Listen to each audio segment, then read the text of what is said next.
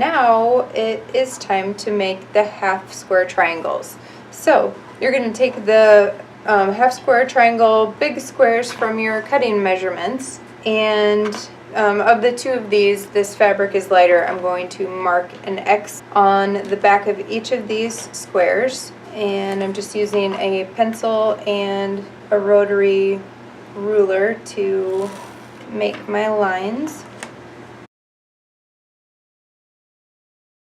And I would continue to mark all of the light squares. And then when it is time to sew, I'll take a dark square and I'll place it right sides together with a lighter square on top. Now I'm going to take this to my sewing machine and I'm going to use a 1/4 inch foot guide to sew on each side of both lines.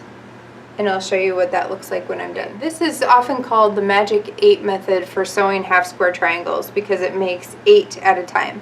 So you can see that I sewed a 1/4 inch away from both sides of each line. And now I'm going to take a rotary cutter and ruler, and I'm going to position it halfway between, or halfway vertically, and make a cut. Without moving anything, I'm going to position it halfway horizontally, make another cut. At this point, you're bisecting that those lines in the center. And then without moving anything again, you'll align the ruler with the drawn line and cut across. And the same thing on this side. You're going to cut right on the drawn line.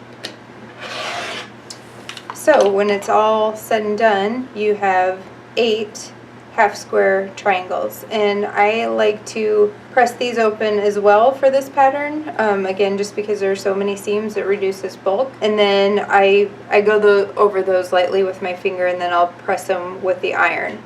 So the dimensions I give you are going to end up with having slightly oversized half square triangles. So in every one of these, after it's sewn, and then I'm going to press this quick, you will take a small square up ruler and position the 45-degree line right along your seam, and just trim a sliver off of the side and the top. Then you'll rotate it, align your 45-degree mark of the ruler with your exact measurement this time. So I'm watching my ruler marks from the bottom and the side and making sure that the seam line is on the diagonal line of the ruler, and I'm trimming across the top and the side. This way you will get perfect dimensions, and you'll repeat this process for all of your large squares, which will yield 32 total. So 4 large squares, 8 half square triangles each equals 32, and you're going to use every single one of them for this block.